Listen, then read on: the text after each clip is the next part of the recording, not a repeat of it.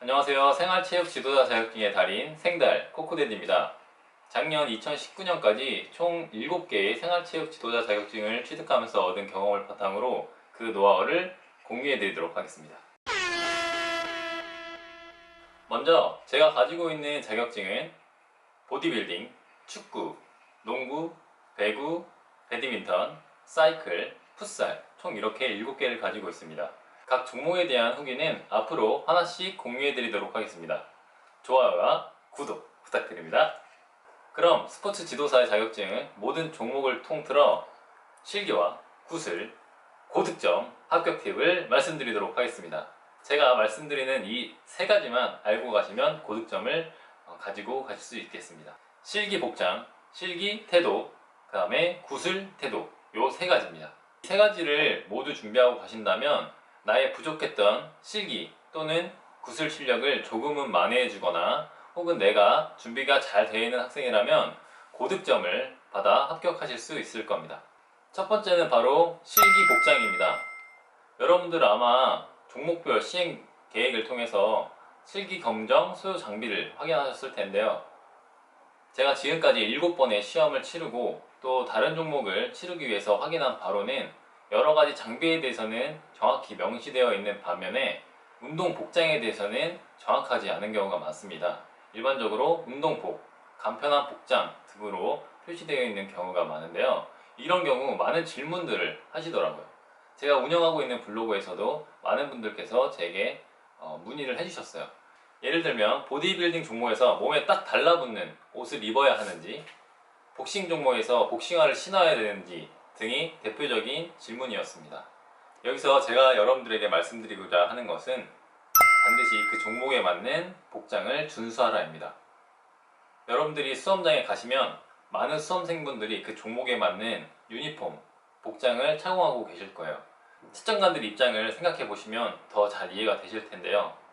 채점관 분들의 종목 전문성이 보다 높아졌다는 것을 여러분들이 아신다면 복장 그 하나도 굉장히 중요한 부분이라고 생각하시면 되겠습니다. 물론 실기 복장이 채점 요소에 들어가 있지는 않지만 채점관에게 있어서 여러분들의 복장 상태는 분명히 채점 요소에 영향을 줄 수 있는 부분입니다.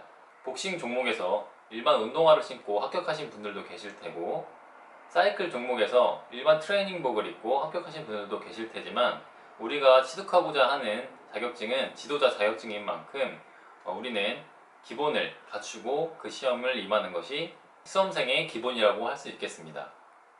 그리고 2015년부터 생활체육 지도자 자격증 3급이 스포츠 지도사 2급으로 명칭이 변경되었고, 경희대, 명지전문대, 연세대 등 대학교에서 실기와 구술 시험을 주관했던 것이 KAFA 축구협회나 대한민국 농구협회 등 각 종목의 주관 단체로 주관이 바뀌면서 그 전문성이 조금 더 높아졌다는 것을 알면 여러분들은 반드시 그 복장을 준수하는 것이 보다 높은 고득점을 받을 수 있는 합격의 팁입니다.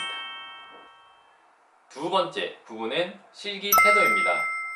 실기 영역에서는 태도라는 부분이 점수 부분으로 명시되어 있지 않습니다. 하지만 반드시 그 실기 태도는 여러분들의 점수에 반영이 된다고 생각하셔야 됩니다. 제가 봤던 풋살 시험을 예로 하나 들겠습니다.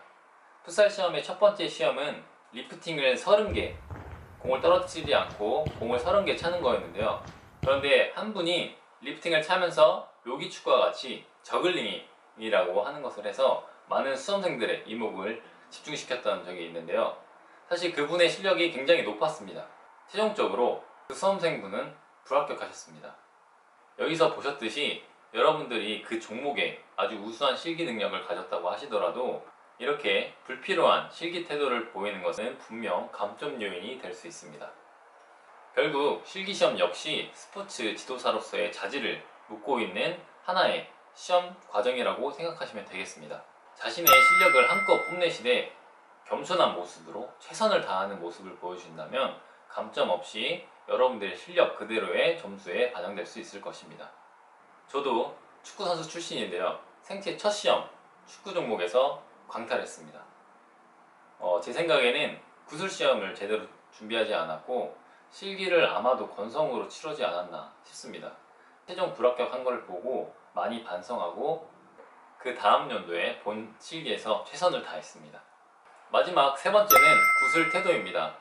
구술에서는 지도 방법 40점, 규정 40점, 태도 20점으로 총 100점에 대한 시험을 보고 있습니다. 여기서 우리가 질문지를 뽑게 되는데요. 지도 방법과 규정에 대한 질문지를 총 4개 정도를 뽑게 됩니다. 그럼 이 4개는 각 20점에 해당하는 점수라고 보시면 되고, 마지막 20점은 요 바로 태도입니다. 여기서 여러분들이 문제 3가지를 알고 계신다고 하면 60점을 알고 계시는 건데요.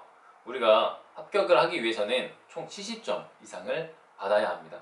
그런데 요 60점을 갖고 만약에 요 마지막 한 문제를 알고 계시면 합격하겠지만, 만약 모른다고 했을 때는 마지막 20점인 태도가 여러분들의 합격을 결정지을 수 있는 부분입니다. 태도는 종목별 시행 계획을 보시면 알겠지만, 질문 이해, 내용 표현, 목소리, 자세, 신념, 복장, 용모라고 명시되어 있는데요. 말 그대로 지도자의 상, 자질을 가지고 있는지 본다는 것입니다. 구술시험에 들어갈 때는 나는 이미 지도자다 라고 하는 내만의 이미지를 그리셔서 들어가시기를 강력히 추천드립니다.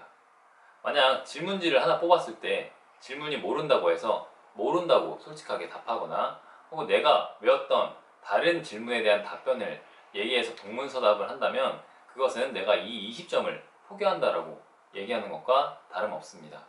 여기서 제가 하나 중요한 팁을 드리자면, 규정에 대해서는 정확한 답이 마련되어 있지만 지도 방법 같은 경우, 이런 경우에는 자신의 경험을 살려서 말씀하신다면 충분히 좋은 점수를 받으실 수 있다는 겁니다.